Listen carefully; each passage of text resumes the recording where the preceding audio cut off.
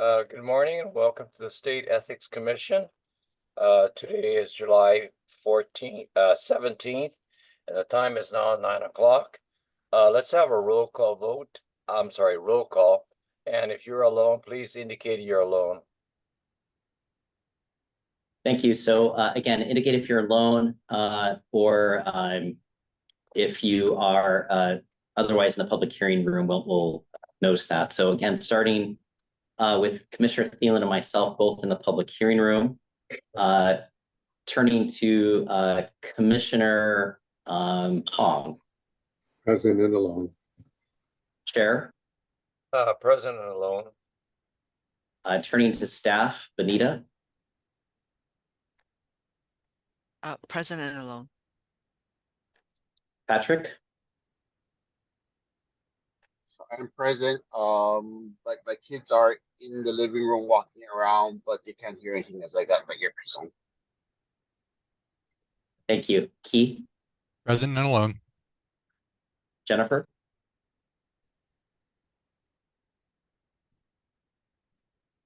Jennifer, I think you're on mute. We'll come back to you. Beverly. I'm here and alone. Okay, recognizing you're now here.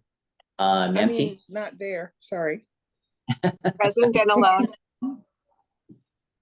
Jody. Present and alone. And recognizing Miles is in the public hearing room. We have two public members, Candace Park and Blaze Lavelle, if you wish to introduce yourselves.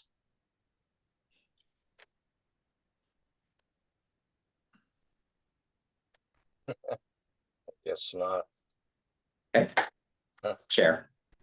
Okay, for any members of the public who may be joining us remotely, if the commission's video conference connection is lost during the meeting, we will recess the meeting and reconvene after the connection is restored.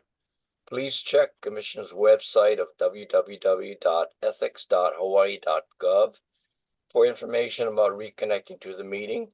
If the meeting is continued to a later date or terminated, information about this will be posted on our website. I notice we have two from our public attendings. All right, first things, approval of the minutes of June 19, 2024. Any corrections by any of the commissioners? If not, moved by Commissioner Hong to approve. Is there a second? Second. Second by Commissioner Tobias. Discussion? If not, all in favor, roll call. Sorry, Chair. I believe Commissioner Tobias was absent last meeting for the minutes. I don't. Clarity. I don't see it on my script. Sorry. Were you? Yes, I was partially absent. Oh, wait. She was partially absent. What is that? What does that mean? That means I don't get to vote. Leave it to Commissioner Thielen. Right, All right. second. All right. Commissioner Thielen, you second, right? I second it. All right. Roll call. Starting with Commissioner, Vice Chair, apologies.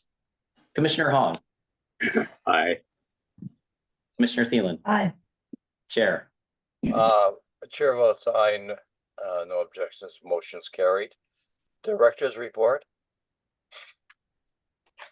Thank you. If I could turn in the first part over to Benita. Good morning, commissioners. The second quarterly report is included in your materials. That information is based on the information that is compiled to date by our office. Earlier this week and last week, we were working on outreach to all the different agencies and boards. So we sent out our training outreach and emails and reminders to 33 agency contacts and about 100 over 100 board contacts. We also specifically reached out to the large agencies such as DOE and UH, as well as some of the lower performing agencies to help them increase their training numbers overall. Our strategy is mainly to remind them to have all their employees and board members take the training if they haven't done so. For new hires and new board members, we're encouraging them as to do it as part of the onboarding and hiring process at the beginning and get it out of the way. For agencies that have learning management systems, we're asking them to have all their personnel take it via their agency LMS system so that their department, human resources, can more readily track their employees and provide us with updates periodically. For DOE and UH, we're hoping to catch people at the start of the new school year. So we're anticipating already that we'll see an uptick in our training certifications. And I believe that DOE is still in the process of rolling out and transitioning to their new LMS system from the old. So we're wanting to make sure that we coordinate with them so that we get as much accurate information as to their statistics. Questions? Okay, not good job. What's next? Yes. Chair, Yes, Commissioner Thielen? Thielen. and I wanted to ask if you turn to page 17 in our materials, the public water system operators, and there's a board of certification, and only one of the 4 members has participated in the education.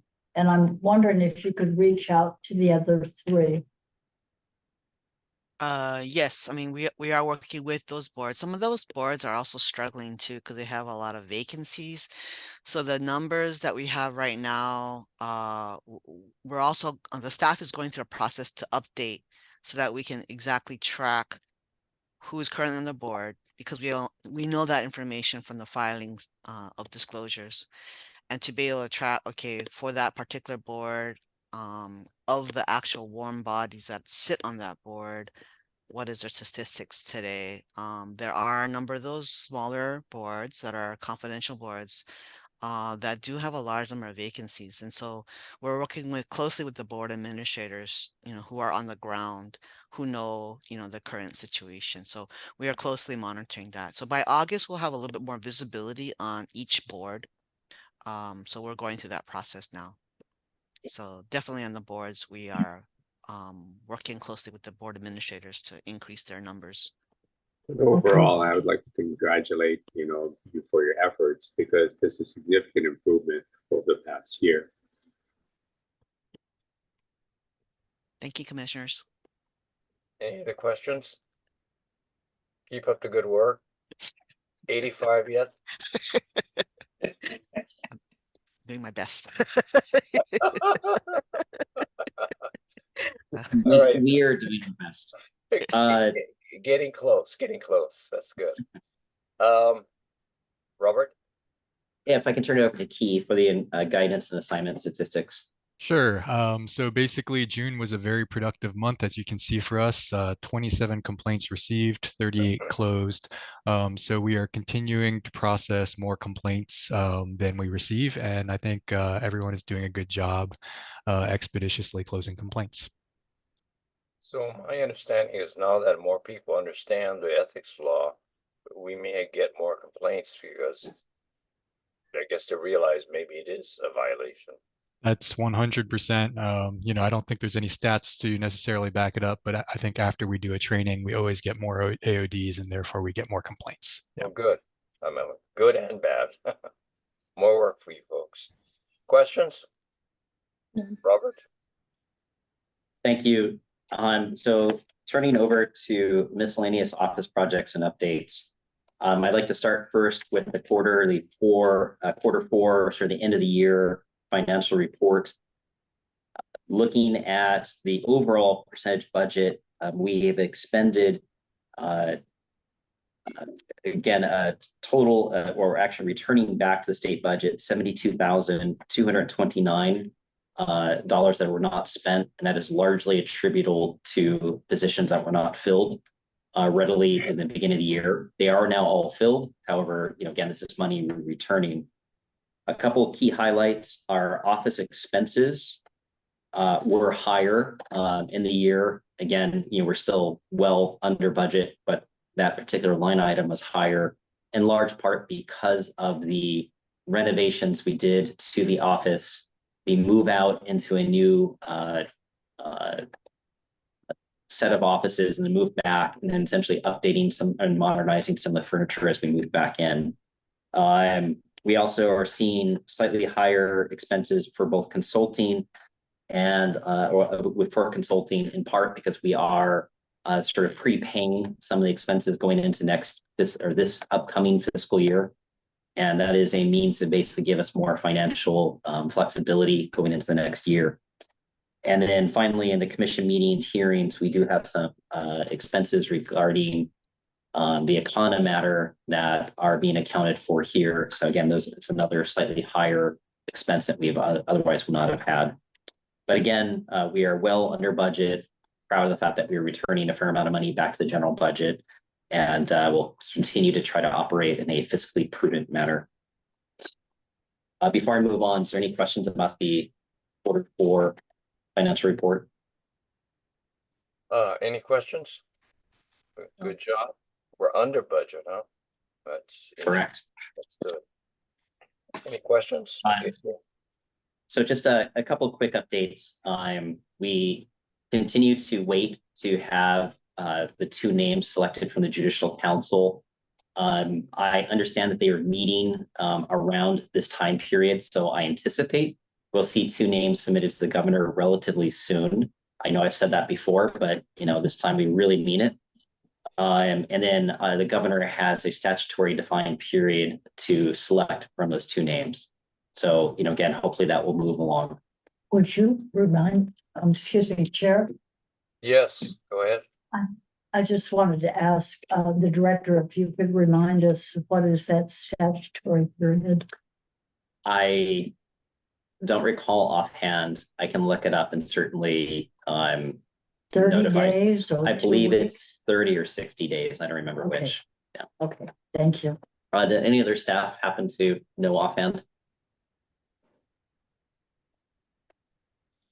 We can look it up and let you know. Okay. Any other questions? Okay, item number 3, media reports. Thank you, Chair. Just as a reminder, this is a standing item which gives the commission the opportunity to talk about any reports since the last meeting regarding either ethics or Honolulu Ethics Commission. We do have a standing search that looks for articles referencing those topics. A couple topics that have popped up. We see a Civil Beat article that, using our financial disclosures, has identified or wrote a story about a lawmaker that may have claimed property tax exemptions inappropriately. There was a Hawaii Public Radio article about gifts given to Governor Green during FestPAC being put on public display, and sort of what happens to those gifts going forward. Are they gifts to the governors individually or gifts given to the state? There is also an article covering some of our enforcement against late financial disclosures. And then there are articles that have talked about the Honolulu Ethics Commission's adoption of a new gift law, and then overall looking at the number of complaints that they have, and that they've seen a trend of less complaints coming in. And finally, very recently, there was a article in the Civil Beat written by Alexander Silbert calling for greater public action on campaign finance reform. Okay. Any questions? Yeah, just Robert, is there going to be an easy way to access this? I mean, I think that we read a fair amount, but it would be nice to be able to keep a portal where we could look over the issues. It's a great question. What we could do is include copies of this in the Sunshine packet. However, it would mean, because the Sunshine packet's put out 7 days before this meeting, that any article that happens within that 7 days may not be ripe for conversation. The other thing we do is we do have a alert system that we can easily include the commissioners on, so they're just getting the automatic updates, you know, if these names pop up in the media. I think it'd be nice just to have a library, you know, I agree with, you know, putting in the Sunshine agenda, but a library available. So you can look back historically and see if there were issues that require work. Okay. We'll huddle on that and sort of figure out the best way to do that going forward. Okay, anything else? Any other questions? Yes, Chair. One more Yes. thing is that would be very helpful for the off-island folks that don't receive civil beat. That was my Oh. next question. How do you get to Silver Beat? Do you have to log it in? We have to go online and log in after we've heard about the articles, but I don't normally do that because I have the newspaper here and we don't get any of the civil beat articles. A lot of us don't. Robert, is there a way we can, you know, you can clue us in and then we can go look it up? I mean, on the email? Again, There's a Civil Beat access site, you know, for most people's computers. Well, maybe how we do If you this- live there, right? Yeah, well. no, so there's no charge. I mean, it's a completely online newspaper. There is no physical copy. Sorry, for fair treatment perspective, I guess I don't want to necessarily get too far into one carrier, but obviously they've been very focused on a lot of the topics that we are involved in. They do have an email alert that they send out on a daily basis that people can sign up for free. Again, we can also start forwarding the alerts that we get. And so the commissioners will see those alerts as they come in, and the links are all clickable. It is a free service either way, but it is not Oahu specific anymore. I know they have Neighbor Island reporters as well now. How about doing this, Robert, in keeping with what the other Robert said? If there's something that's of interest you think for us commissioners to know before the meeting, why don't you just kind of alert us so we can go and, you know, do it our own, you know, get into Civil Beat and read it ourselves, rather than you have to do the whole, you know, publishing it for us. Is that a better way? Just Yeah, alert us. again, yeah, I'll huddle with the staff and try to figure out a good way of handling it going forward. So, but we'll try to address the overall concern of making sure the articles are visible ahead of the meeting. Yeah, I'm just, what you just brought up, some of the things, we have some other questions. I'd have questions on some of what they reported, but I'd like to know about it before we get to the meeting, because then, you know, it's hard to digest. Commissioner Thielen, you had your hand up. Yes, I just wanted to mention to Commissioner Tobias, they are not just a Honolulu-based online newspaper. They're holding pop-up events, I guess you'd call it, all over the islands. And I believe had one on Kauai not that long ago, maybe at Hanapepe. I know they're having one in Hilo, or did have. So it's very much a islands wide nonprofit news source. And I think if you just go on civilbeat.org, you should be able to get their website. And I just remember some years ago when they first started in the islands, I signed up on the website, so I get automatic daily emails into my inbox, news report, along with Star Advertiser and BBC and other things from around the world. So the one reason I was suggesting that you sign up for it is that they're the organization that did the pay for play investigative reporting. And then that kind of brings us back into the House Bill 18, I think is it 49, and Senate Bill 2214, which I don't know if now is the appropriate time to maybe do some discussion about those. I think that's later in the agenda. So. Okay, point it out if you would when we come to that. Thank you. Commissioner Hall? Thank you, Chair. Commissioner Hall, you had something to say? I think, I look forward to Roberts and the staff's work towards, getting some type of enduring material. I don't think it's just discussion at the meetings, but having a wide spectrum that we can see, therefore, what happened in the past and what's going on. Thank you. Any other comments, questions? Okay, moving along. Item 4, legislative matters. Chair, we've talked about many of these bills over the past several meetings. My intent wasn't necessarily to dive into any of them specifically. The main point here is to indicate that all of these bills are now law. They have all been signed and are acts. And so just as a general view, we generally got many of the bills that we introduced passed. And, we, over the past 2 years, have seen some pretty significant amendments to the ethics code. And, staff is working hard to issue guidance. We're in the process of updating admin rules and trying to operationalize essentially some of the changes that have been made to the ethics code and lobbying law. So, it is a period of a lot of good work. It's all good improvements.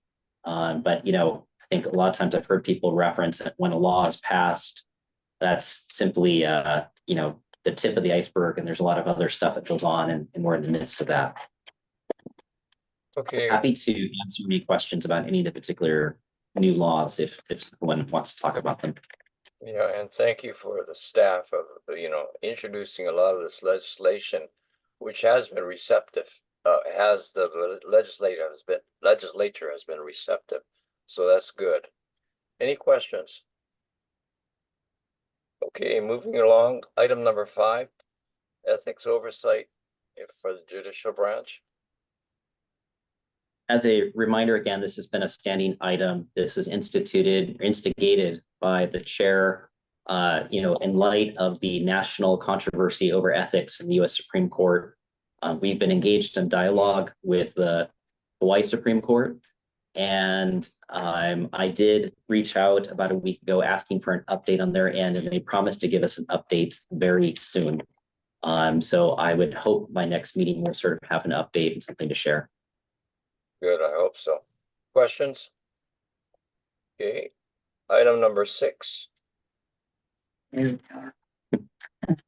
So this agenda item stemmed out of the terrific article, investigative report done by both the Civil Beat and the New York Times and Blaze Level. I should note is the author is also sitting in on this meeting. And so, if there's any public comment opportunity, I don't know if you'd like to provide anything. This agenda item was focused on what can we do to address some of the concerns. And one of the suggestions that came out of last meeting was suggested by Commissioner Phelan, which was looking at trying to restrict individual state employees that are involved in procurement from being involved also in fundraising. After a lot of discussion, both with the Campaign Spending Commission, within staff and others, our recommendation at this time, and again, it's up to the commission to make a policy decision of how to proceed forward. Our recommendation was to really focus on the bill that came out of the Commission to Approve Standards of Conduct and the bill the Campaign Spending Commission has been advocating for, focused on simply restricting entities that have contracts with the state are already prohibited from making campaign contributions. and expanding that prohibition to officers, directors, principal employees, with the idea of trying to limit the ability for them to influence or create the appearance that they are doing pay to play. And if that restriction's in place, it may matter less whether state employees are involved in fundraising or not, because again, they couldn't involve or engage people who are also involved with contracting in the process at all. The idea is, A, this bill was relatively close, and it seems like there's political support for it. And B, it's probably going to be a lot more enforceable of a proposal, and it should still address the same concerns. But again, open to input from the commissioners and direction. Commissioner Thielen. Thank you. I just wanted to ask, Chair, who would be reintroducing, because it's a new session and we have to have the bills reintroduced, and who would introduce in the House and who would introduce in the Senate? So there's a couple different approaches, but I feel reasonably confident the Campaign Spending Commission is going to reintroduce their bills, which they've done for the past 2 years, and that would be part of the governor's package. Okay. We also have the ability to, and what's been custom is that we would ask the House and Senate to introduce bills on our behalf as well, and that's usually done by both the Senate President and the Speaker on our behalf, and so we could do that as well. So the decision that we as commissioners would make would be whether to include the language in last year's Senate Bill 2214 and House Bill 1849, and include that in our package as well to submit to the respective heads of each chamber to be introduced. Correct. So typically we will discuss a legislative package in the November, December timeframe. Okay. And so usually that we will have a set of bills that we would recommend making a part of our package. And I think it would be a decision and perhaps a conversation with the Campaign Spending Commission about whether, there's what's the best way to go forward. Well, then when in looking at these, it does pretty much achieve the objective of what I was after, of there wouldn't be the event under these. So you wouldn't have this situation where you are saying to high-ranking government officials that are involved in the awarding of contracts or monitoring of contracts. But I don't think that necessarily will get all the areas. I mean, there's, when there's a desire to pay to play, there's going to be a way that people are going to find another way to get around it. So let's just assume that these two bills do get introduced. Number one, of course, we can see that happens, but that they get passed this year. If they don't, it's a whole new ballgame. And I think we've got to go back with stronger approach. But if they get passed, let's see whether or not that, for the most part, takes care of it, or if there's a new creative way that pops up. Sure. Fully agreed. Because this does not reach the people that I wanted to reach, which is the high-ranking government officials that are involved with the authority to issue contracts. And that's where I don't know if other states have dealt with that. And I'm wondering, I know you all are swamped, and I don't like to go ask for more work to go on it, but I think if we just put it out there that we should be looking who else deals with a restriction on those high-ranking government officials of getting involved with fundraising or donations. And the Hatch Act, I know that was federal though, but if what's going on in the state, other states? Yes, I mean, what we looked at the most was the Hatch Act, and that tends to be more focused on sign waving and all that. I don't want to get down. well, even, I mean, like, so sorry. So for those of you who don't know, the Hatch Act is Hawaii's actually adopted some portions of the Hatch Act, is specifically to like election commissioners, sort of prohibitions on being involved in political campaigning in general. And they have two categories of employees. Sort of the highest restricted employees are generally folks that are, it's not so much focused on contractual involvement, but it tends to be more focused on the type of role that the federal employees in. So folks that are involved in criminal investigations or criminal prosecution, for example, are more prohibited from being involved in political campaigning. And I think the overall intent is to ensure confidence that those agencies are not political tools, but rather are, focused on their mission. So, the Hatch Act is probably the most comparable example. However, it's not really focused on the contractual or procurement, interaction, but just more involved in these employees to inspire public confidence should stay out of political campaigning. Here in Hawaii, we seem to have more of a focus on the plain, the pay to play kind of activities that and involved with contracting and land use. That seems to be the focus. So I would like to, if there's an opportunity, and possibly what is it, National Conference of State Legislatures, NCSL, possibly they have tracked this, and that would be a fast way to put in a request to them to say, could you tell us if there are other states that have controls on that? Sure. And I think we need to have that information, because I don't see this really covering everything. So pardon me, I don't see this covering the appointed official, high-ranking official in the state government. That's the one. That's the area where I want to see some restrictions on their political activity.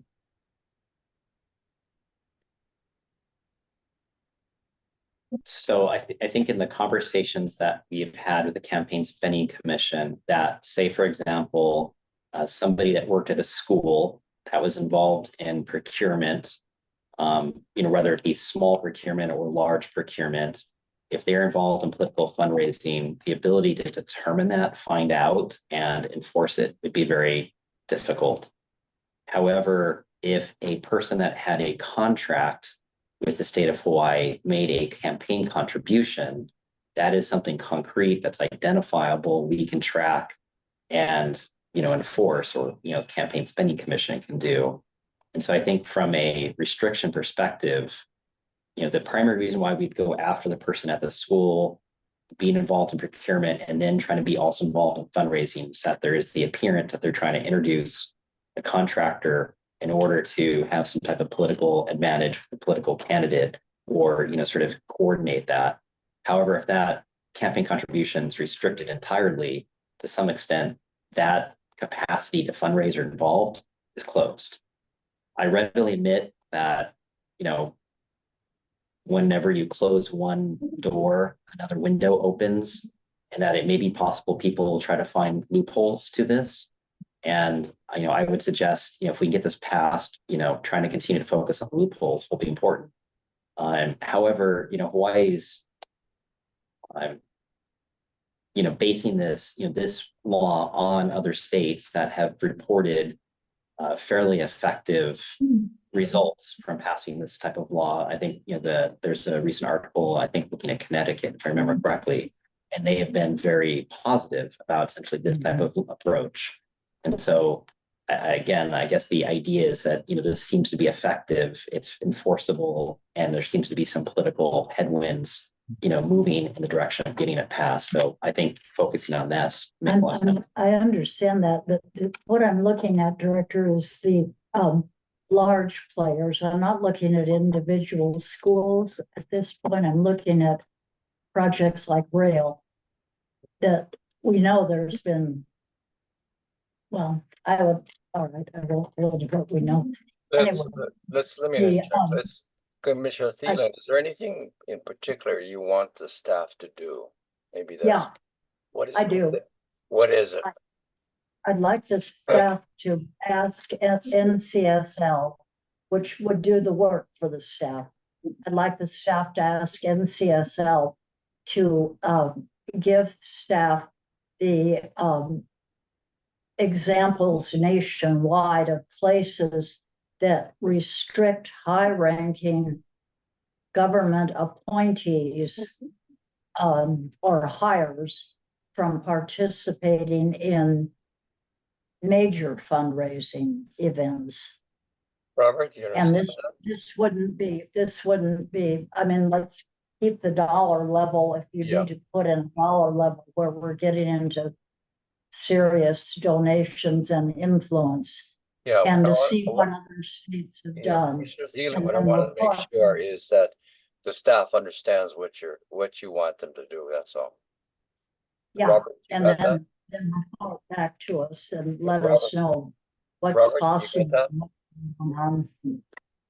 Sure. Yeah, I understand the request. We can do that. And we can also look at NCSL's online published reports. I'll note we are not members of NCSL. So, they may not be as responsive as they might do to a legislator who's a member, but we can certainly ask. I got a question in that regards. In regards to these issues over here, is there an overlap between the campaign spending and the ethics commissions? Whose jurisdiction does this fall under? Chair, I think you are correct. This is, at least what we're discussing now, is largely a campaign spending jurisdiction. What Commissioner Thielen has proposed, which would be more restrictions on state employees, would likely fall under us if we were to pursue such an approach.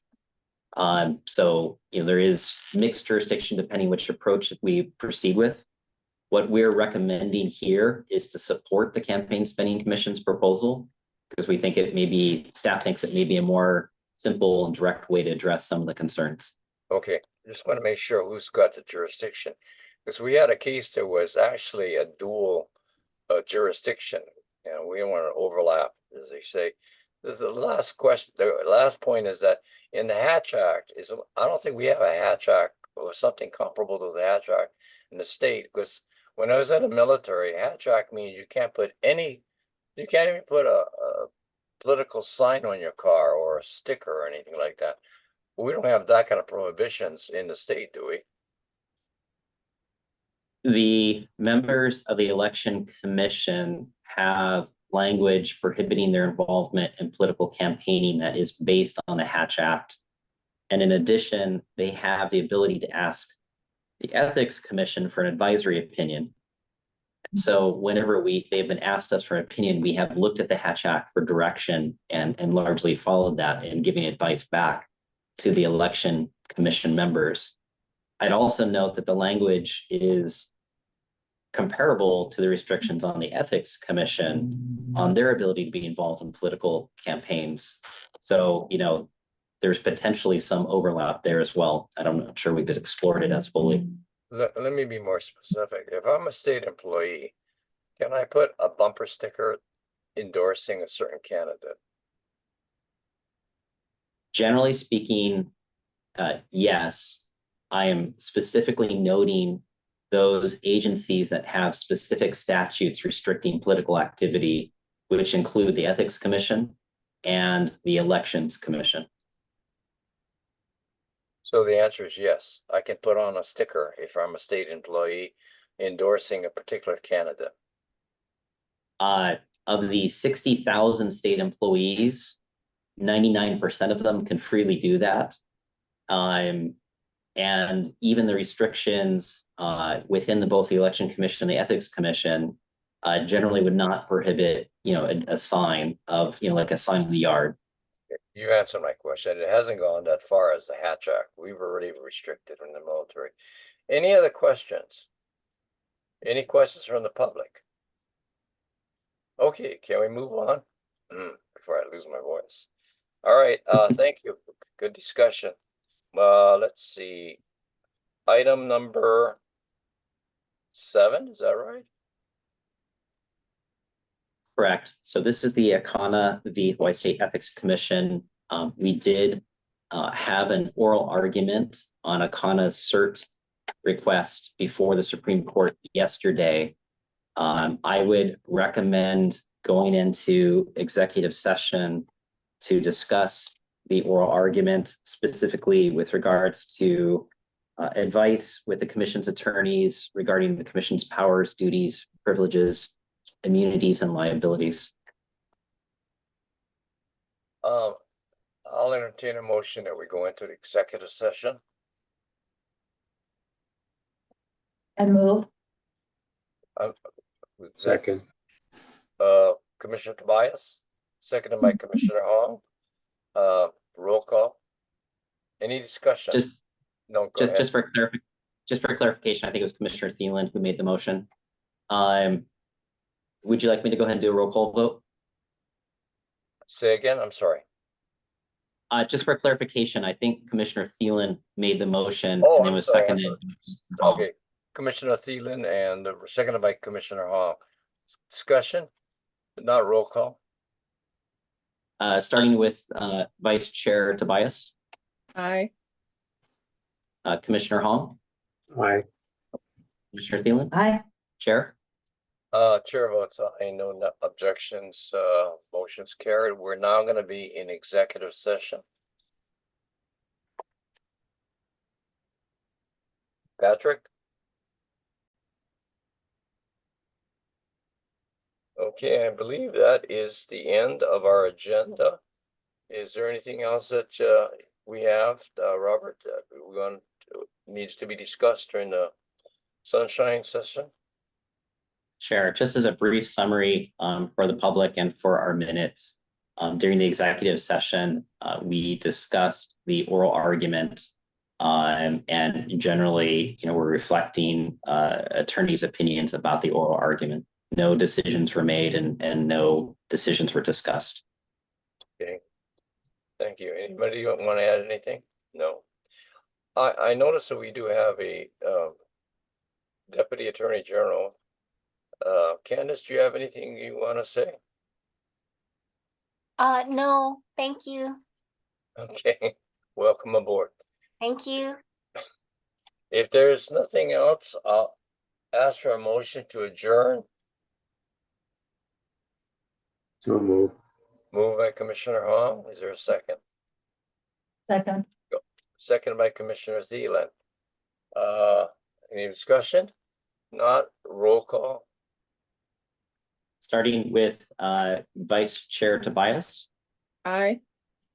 Commissioner Hall, Aye. Commissioner Thielen, Aye. Chair. Chair votes aye. The time is now 9:51. Let's take a 10-minute break. We'll come back at 11 o'clock for the adjudicatory session. Okay. 10 o'clock. 10 o'clock. I'm sorry, 10 o'clock.